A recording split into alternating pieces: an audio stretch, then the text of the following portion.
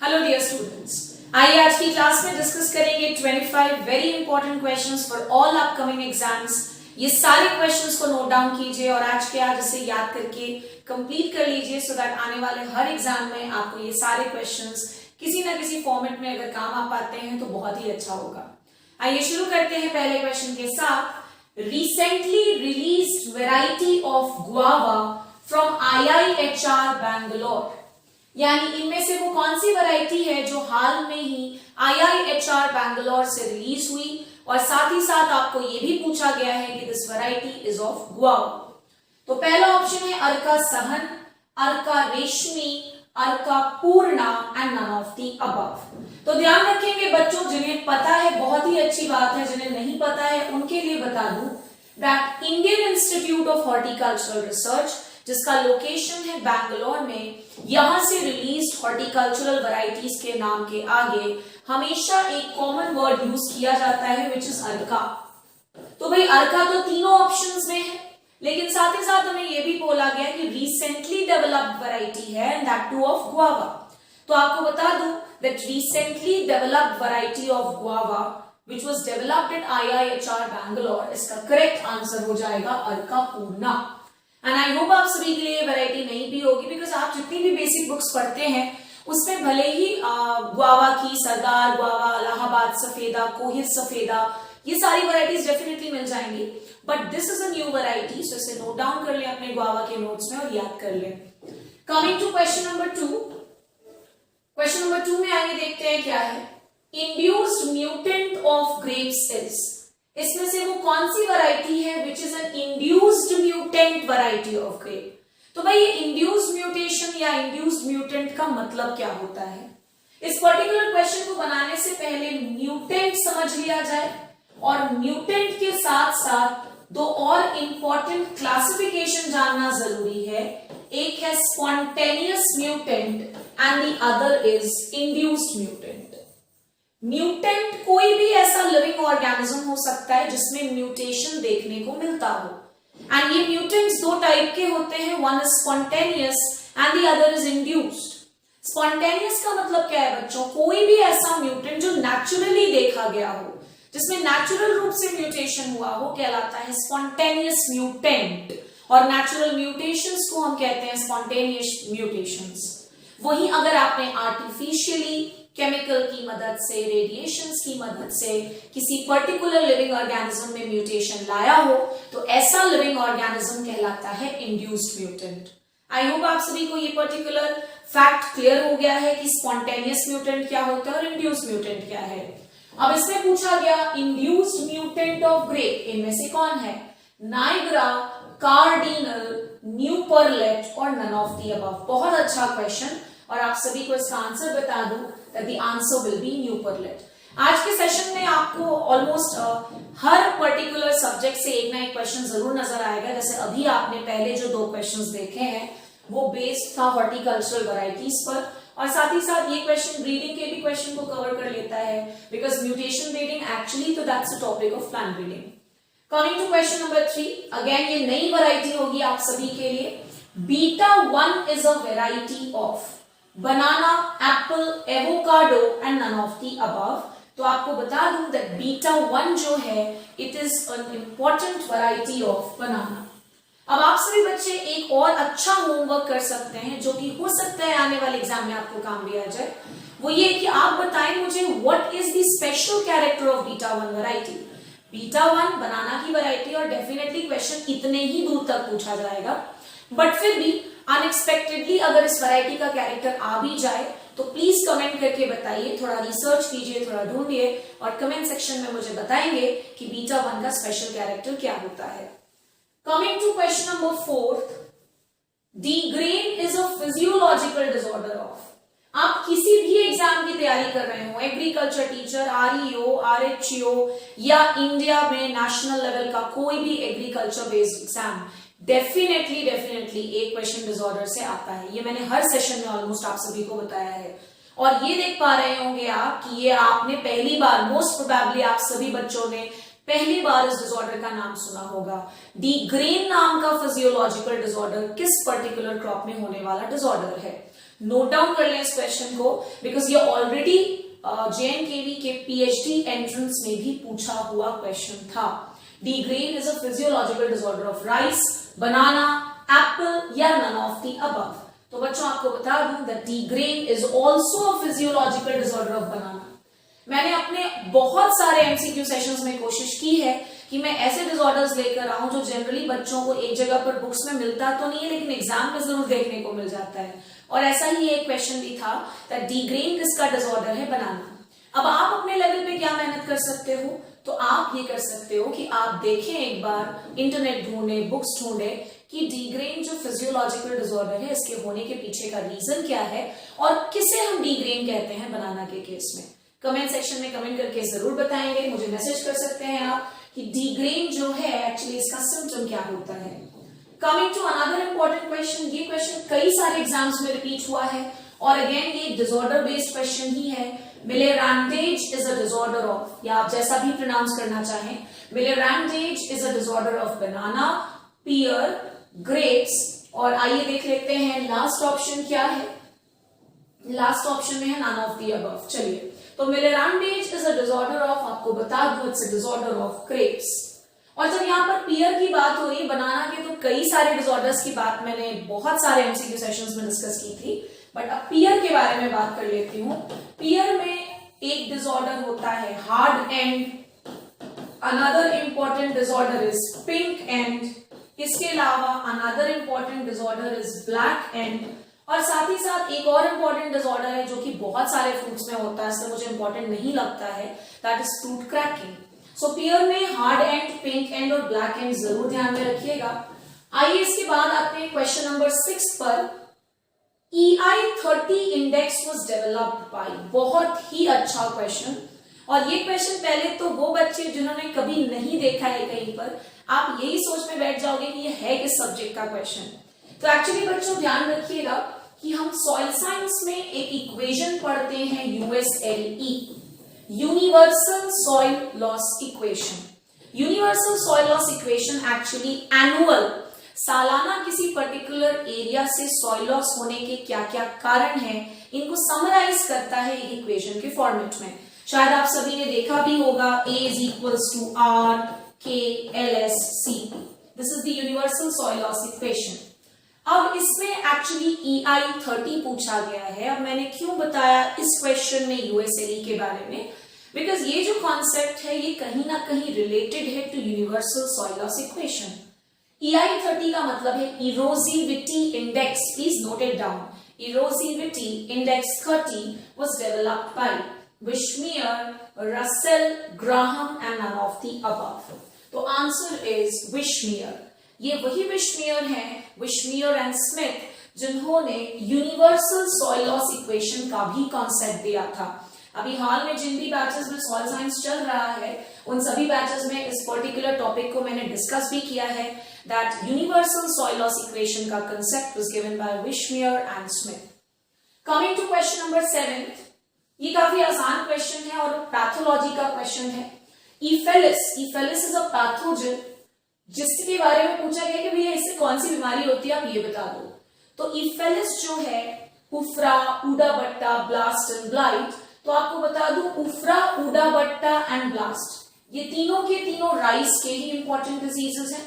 और इफेलिस ओराइजे जो पैथोजन है, इससे राइस में ऊडा बट्टा डिजीज होता है। कौन सा डिजीज होता है? सो ऊडा बट्टा। Coming to question number 8, rice blast is caused by, इनमें से किस पैथोजन के कारण राइस ब्लास्ट नाम का डिजीज होता है? बहुत ही इजी क्वेश्चन, आई होप आप सभी बच्चों से डेफिनेटली ये बनेगा that rice blast is caused by Pyricularia oryzae. Answer is here option number A, जो कि है पायरिकुलारिया। आइए इसके बाद पढ़ते हैं क्वेश्चन नंबर 9। और आप सभी को बता दूं कि मैं एक एग्जाम का नाम जरूर ले रही हूं बिकॉज वो मैं रिकॉल कर पा रही हूं, बाकी ये पर्टिकुलर क्वेश्चन कई तरह के एग्जाम्स में आपको देखने को मिल जाएगा, चाहे आप RU और HO की बात करें या फिर JRF की बात करें या PG एंट्रेंस की बात करें, whether it's BHU, almost her exam में आपको किसी न किसी साल में ये क्वेश्चन डेफिनेटली देखने को मिलेगा। एंड दैट इज CAN यानी कि calcium ammonium nitrate, which is better known as किसान खाद। किस तरह का फर्टिलाइजर है, एसिडिक, अल्कलाइन, न्यूट्रल या all of the above. So definitely आपको याद होना चाहिए that CAN is a neutral fertilizer. What about urea? Urea कैसा फर्टिलाइजर है? So urea is acidic fertilizer. आइए इसके बाद आते हैं क्वेश्चन नंबर 10 पर। बकवीट फैमिली इज, जैसा कि आप देख पा रहे होंगे, मैंने ये भी मेंशन किया है कि ये क्वेश्चन था जेआरएफ एग्रोनॉमी 2019 के पेपर का, कि बकवीट जिसे हम सूडो सीरियल भी कहते हैं, बकवीट की फैमिली इनमें से क्या है? Poaceae, Polygonaceae, Compositae and all of the above. तो बहुत सारे बच्चे कंफ्यूजन में बकवीट की फैमिली पोएसी मानते हैं क्योंकि इसे सूडो सीरियल लिखा जाता है बुक्स में। तो बच्चा सोच रहा था भाई सीरियल, ज्यादातर सीरियल्स तो पोएसी फैमिली में आते हैं, तो भैया ये भी आता होगा, लेकिन ऐसा नहीं है। बकवीट की family will be option number B, यानी कि पॉलीगोनेसी। आइए इसके बाद आते हैं क्वेश्चन नंबर 11 पर। CIFE इज एट, CIFE यानी कि Central Institute of Fisheries Education कहां पर है? Kochi, Bhubaneswar, Mumbai and all of the above. जितना मुझे ध्यान आ रहा है दैट सीफी जो है इट इज एट मुंबई। अगर मुझसे कोई गलती हुई होगी, maybe if I am wrong then do correct me, बता देंगे कमेंट सेक्शन में। बाकी मुझे जितना ध्यान में आ रहा है कि सिफी जो है it is at Mumbai. Coming to question number 12, देखते हैं क्वेश्चन नंबर 12 में क्या है। बहुत ही अच्छा क्वेश्चन, सॉइल साइंस से रिलेटेड। पिग्नोमीटर इनमें से किस चीज को मेजर करता है?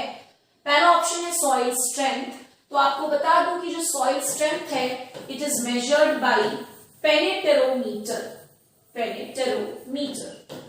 सॉइल डेंसिटी, ईसी यानी कि electrical conductivity and all of the above. तो पिग्नोमीटर बच्चों मेजर करता है सॉइल डेंसिटी को, and EC stands for electrical conductivity. Salinity को इरिगेशन वाटर में मेजर करने के लिए हम जनरली किस पर्टिकुलर कॉन्सेप्ट का यूज करते हैं? So that is electrical conductivity. आइए क्वेश्चन नंबर 13 पर आते हैं। उफ्रा is a disease caused by, उफ्रा बेसिकली एक बीमारी है जो कि नीमाटोड से होता है राइस में, और ऑब्वियसली बात है मैंने आंसर भी बता दिया इसी के साथ, दैट उफ्रा is a disease caused by option number D, यानी कि नीमाटोड। आइए इसके बाद आते हैं क्वेश्चन नंबर 14 पर। Catch crop of Striga.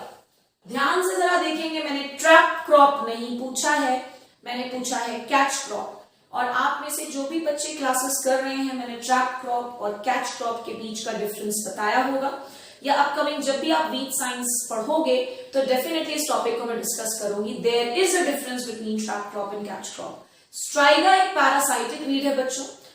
Striga ध्यान में रखिएगा, जिसे विच वीड भी बोलते हैं। आप में से जो भी स्टूडेंट्स नहीं जानते वो जरूर नोट डाउन कर लीजिएगा that striga is also known as witch weed. और बेसिकली स्ट्राइगा जो है ये बहुत ही इंपॉर्टेंट पैरासाइटिक वीड होता है सोरगम और बाजरा के लिए। अब इसमें कैच क्रॉप का नाम पूछा है स्ट्राइगा के, ट्रैप क्रॉप पूछा होता तो cotton would have been the answer. हालांकि कॉटन के अलावा भी स्ट्राइगा के बहुत सारे ट्रैप क्रॉप्स हैं, बट क्योंकि कैच क्रॉप पूछा है तो Sudan grass is going to be the correct answer. आइए इसके बाद आते हैं क्वेश्चन नंबर 15 पर। Amitrole is used as insecticide, herbicide, fungicide और all of the above. I am sure ये क्वेश्चन भी आप सभी के लिए बहुत ही नया होगा कि एमेट्रोल जो केमिकल है इसे किस रूप में यूज किया जाता है। तो आपको बता दूं कि एमेट्रोल जो है that is used as a herbicide. Please mark कर लो, हो सकता है किसी ना किसी एग्जाम में, चाहे वो एजी टीचर हो, चाहे वो एफसीआई हो, आईबीपीएसएएफओ हो, या फिर कोई भी पीजी एंट्रेंस एग्जामिनेशन जो इस साल आप देने वाले हैं, डेफिनेटली किसी ना किसी एग्जाम में ये काम आ सकता है। तो एमेट्रोल इज यूज्ड एज हर्बिसाइड। एमेट्रोल को हम किस रूप में यूज करते हैं? हर्बिसाइड। 16 नंबर का question, reflectivity is measured bye. Reflectivity को हम किस चीज से मेजर कर सकते हैं? तो ये क्वेश्चन उन बच्चों से डेफिनेटली बन जाएगा जिन्हें पता है कि रिफ्लेक्टिविटी को और किस नाम से जाना जाता है। तो बच्चों आप सभी को बता दूं कि रिफ्लेक्टिविटी बेसिकली एल्बीडो का दूसरा नाम है। एल्बीडो, एल्बीडो जो कि हमें ये बताता है कि कितना अमाउंट ऑफ रेडिएशन किसी बॉडी से रिफ्लेक्ट बैक हो जाता है, एब्जॉर्ब्ड नहीं, बल्कि कितना रेडिएशन रिफ्लेक्ट बैक कर दे रही है वो पर्टिकुलर बॉडी। तो बता दूं कि रिफ्लेक्टिविटी को आप मेजर करोगे एल्बिडोमीटर से। It is measured by albedometer. So आपको, आई होप आप सभी को क्लियर हो गया है कि रिफ्लेक्टिविटी जो है ये एल्बिडो का दूसरा नाम है और एल्बिडो से हमें आंसर मिल गया albedometer. Coming to question number 17, albedo is measured in, again albedo basic question मिल गया, एक तो हमें मिल गया इंस्ट्रूमेंट का नाम एल्बिडोमीटर, और यहां पर क्वेश्चन पूछ रहा है कि एल्बिडो को हम किस चीज से मेजर करते हैं। Is it measured in centimetres, percentage, kilometre या ऑल ऑफ द अबव। तो आपको बता दूं कि एल्बिडो जो है it is measured in percentage, यानी बेसिकली एल्बिडो जो है वो यूनिटलेस क्वांटिटी होती है। अक्सर हम यूनिटलेस क्वांटिटीज को, चाहे वो वीट कंट्रोल एफिशिएंसी हो, चाहे वो स्टैटिस्टिक्स का कोएफिशिएंट ऑफ वेरिएशन हो, आपको नजर आएगा कि वहां पर हम जनरली, बिकॉज कोई यूनिट नहीं होता है, तो we express such kind of things in percentage. Coming to question number 18, which is a CAM plant, इनमें से कौन सा एक कैम प्लांट है। पाइनएप्पल तो डेफिनेटली है, जिन बच्चों को नहीं पता है आपको बता दूं that agave is also considered to be a cam plant if I'm right. So pineapple and agave दोनों के दोनों एक cam plant है, और आंसर क्या हो जाएगा बच्चों, both A and B। Coming to question number 19, बहुत अच्छा क्वेश्चन, PhD एंट्रेंस एग्जामिनेशन के लिए भी ये इंपॉर्टेंट है, बिकॉज ये basically PhD net pomology and fruit science, इसमें डेफिनेटली ये क्वेश्चन आपको नजर आ भी जाएगा। क्वेश्चन ये पूछा गया है कि बनाना की वो कौन सी स्पीशीज है जो फाइबर पर्पस के लिए बहुत ही ज्यादा यूज की जाती है, और थोड़ा सा अगर आपको ज्ञान है इंग्लिश का तो डेफिनेटली ये क्वेश्चन स्पीशीज के नाम से बन जाएगा। Anything related to fibre basically हम यूज करते हैं टेक्सटाइल इंडस्ट्री में, क्लॉथ मैन्युफैक्चरिंग में। तो क्या आपको कोई ऐसा नाम नजर आ रहा है जिसमें टेक्सटाइलिस्ट वर्ड है या टेक्सटाइल वर्ड है? जी हाँ, आंसर बिल्कुल सही सोचा है। अगर आपने यही सोचा है, answer is going to be Musa textilis. बहुत ही अच्छा क्वेश्चन, और सिर्फ मैं पीएचडी की बात नहीं करूंगी, आजकल हर पेपर का लेवल इंक्रीज हुआ है, तो आपको सब कुछ आना चाहिए जितना आपने 4 साल में पढ़ा है। Question number 20, for measuring run of from small plot which is use. छोटे प्लॉट से अगर आपको रन ऑफ को मेजर करना है तो आप किस चीज को यूज करोगे? आपको बता दूं कि इंदिरा गांधी कृषि विश्वविद्यालय के द्वारा कंडक्टेड पोस्ट ग्रेजुएशन का कॉमन एंट्रेंस टेस्ट 2019 में ये क्वेश्चन पूछा जा चुका है। क्वेश्चन ऐसे आया था कि मल्टी स्लॉट डिवाइजर किस पर्टिकुलर चीज को मेजर करता है। तो आपको बता दूं कि multi slot divisor he run of को मेजर करता है, और यहां पर मैंने एक और पॉइंट ऐड कर दिया कि ये जो मल्टी स्लॉट डिवाइजर है ये रन ऑफ को छोटे प्लॉट से मेजर कर सकता है, नॉट फॉर लार्जर प्लॉट्स। तो ये एक एडिशनल पॉइंट हो गया, आप अपने नोट्स में इसको ऐड कर सकते हैं। कमिंग टू क्वेश्चन नंबर 21, बहुत अच्छा क्वेश्चन है ब्रीडिंग का, and not just for graduation level, but वो बच्चा जो आने वाले किसी भी कॉम्पिटिटिव एग्जाम की तैयारी कर रहा है सबके लिए इंपॉर्टेंट है। जनरल एग्रीकल्चर मतलब 4 साल का आपने जो भी पढ़ा है सब आना चाहिए, चाहे कोई भी एग्जाम दे रहे हो। ये क्वेश्चन सेशन आपको हर एग्जाम में फायदा देने वाला है, ध्यान रखना, चाहे वो नेशनल लेवल का हो, चाहे वो स्टेट लेवल का कॉम्पिटिटिव एग्जाम हो। बहुत ही अच्छा क्वेश्चन, एक बार ध्यान से पढ़िएगा। The appearance of such plants in F2, सबसे पहले तो F2 बोला गया है, F1 नहीं बोला गया है आपको। The appearance of such plants in F2 generation which are superior to both the parents for one or more character is। F2 generation में ऐसे प्लांट्स का नजर आना जो अपने पेरेंट्स से या तो एक या फिर एक से ज्यादा कैरेक्टर्स में बेहतर हो। बच्चा तुरंत से सुपीरियर देखता है और हेटेरोसिस मार्क करके आ जाता है, बट आपको बता दूं कि हेटेरोसिस तो सुपीरियरिटी F1 जनरेशन की होती है, ना कि F2 जनरेशन की। तो इसमें आंसर क्या चला जाएगा बच्चों? It will be ट्रांसग्रेसिव सेग्रीगेंट्स। क्या कहते हैं इस प्रोसेस को? ट्रांसग्रेसिव सेग्रीगेशन। आई होप आप सभी को ये भी क्वेश्चन काफी नया और इन्फॉर्मेटिव लगा हो। आप में से जो भी JRF प्लांट साइंसेज या फिर एग्रीकल्चर टीचर की भी तैयारी कर रहे हो, या फिर किसी भी पीजी एंट्रेंस की तैयारी कर रहे हो, आप चेक कर सकते हो, ब्रीडिंग पूछा जाता है आप सभी को भी। सो डेफिनेटली इसको मार्क कर लीजिएगा, important. GMS is being utilized for hybrid seed production in। GMS यानी कि जेनेटिक मेल स्टेरिलिटी, ये मेल स्टेरिलिटी का एक टाइप है, और इसमें पूछा गया है कि GMS को हम किस पर्टिकुलर क्रॉप के हाइब्रिड सीड प्रोडक्शन में यूज करते हैं। रेड ग्राम यानी कि pigeon P, arhar, castor, both A and B and all of the above। तो आपको बता दूं कि GMS जो है it is being used for the hybrid seed production of castor as well as red gram। और आपको ये भी इंफॉर्मेशन देना जरूरी होगा कि हमारे अरहर की जो सबसे पहली हाइब्रिड वैरायटी थी जिसका नाम है ICPHR, उसे जेनेटिक मेल स्टेरिलिटी के ही मदद से डेवलप किया गया है। Coming to question number 23, Eriobotrya japonica is basically ये साइंटिफिक नाम है एक पर्टिकुलर क्रॉप का, नाम दे दिया है क्वेश्चन में, पूछ रहा है ये क्या है, Eriobotrya japonica, red gram, egg fruit, kiwi and loquat. तो Eriobotrya japonica जो है ये लॉकवार्ट का साइंटिफिक नेम है, लॉकवार्ट which is a fruit। Coming to question number 24, the word mutation is derived from a Latin word mutere which means, देखिए मेरी कोशिश हमेशा ऐसी ही रहती है, आई डोंट नो ये अप्रिशिएबल है या नहीं, बट आप देखेंगे कि मेरे जो क्वेश्चंस के कंपाइलेशन होते हैं वो बहुत अलग होते हैं। आपको इस तरह के क्वेश्चंस को बुक में ढूंढने में समय लग जाएगा, बिकॉज बहुत कम ही जगहों पर इस तरह के नए क्वेश्चंस को डील किया जाता है। So please for all upcoming exams इसे जरूर नोट डाउन कर लीजिएगा, बिकॉज आप जितने भी क्वेश्चंस देख रहे होंगे आपको इससे पहले कहीं ये सारे क्वेश्चन सॉल्व करना नहीं मिला होगा। तो इसे डेफिनेटली मार्क कर लीजिएगा, इंपॉर्टेंट। जैसे ये question, the word mutation is derived from Latin word mutare which means, हर जगह पे आप एग्रोनॉमी एग्रीकल्चर तो सुनोगे, किस भाषा से लिया गया शब्द है। यहां पर मैंने पूछा म्यूटेशन जो है वो एक लैटिन वर्ड से लिया गया है जो कि है म्यूटेर, तो ये भी तो सीखने वाला पॉइंट हो गया। ऑथेंटिक बुक्स में डेफिनेटली आपको ये सारी चीजें मिल जाएंगी। सो आप कोशिश करें कि आप ऑथेंटिक बुक्स, जो भी स्टैंडर्ड बुक्स हैं किसी भी सब्जेक्ट की, अगर आपको कहीं पर भी डाउट होता है तो उनको रेफर किया करिए, बिकॉज ऐसे बुक्स रेफर करने से गलतियां होने के चांसेस कम हो जाती हैं। चलिए अब आंसर बता देती हूँ। तो म्यूटेयर व्हिच मींस, म्यूटेयर शब्द का मीनिंग पूछ रहा है और आपको ये भी पता चल गया कि mutation is a Latin word. वो जो फंडा सीखते हैं हम लोग, एग्रोनॉमी, नोमस जहां पर भी है वो ग्रीक वर्ड है, कल्चर जहां पर है वो लैटिन वर्ड है, तो यहाँ पर तो ना कल्चर है ना नोमस है, यहाँ तो सिर्फ म्यूटेशन है। कैसे पहचानोगे? तो ऑब्वियसली बात है, याद रखना पड़ेगा mutation is a Latin word या फिर mutation has been taken from a Latin word mutare, और इसका मतलब होता है टू चेंज। वैसे भी म्यूटेशन क्या है जो आप पढ़ते हैं डेफिनेशन, आई डोंट नो समझते हैं या नहीं, it is sudden heritable change in the genetic material of a living organism, यही है म्यूटेशन, तो चेंज ही तो है भैया।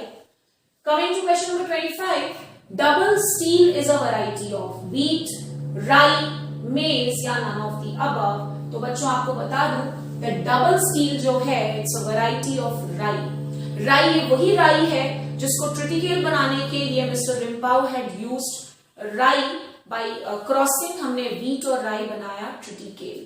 सो डबल स्टील किसकी वैरायटी है? राई की। आई होप आप सभी को ये एमसीक्यू सेशन काफी अच्छा लगा होगा। नेक्स्ट क्लास में मिलेंगे विद न्यू टॉपिक। पढ़ते रहे, मेहनत करते रहे, जरूर सक्सेसफुल आप होंगे, सक्सेस आपको मिलेगा। Till then, thank you so much.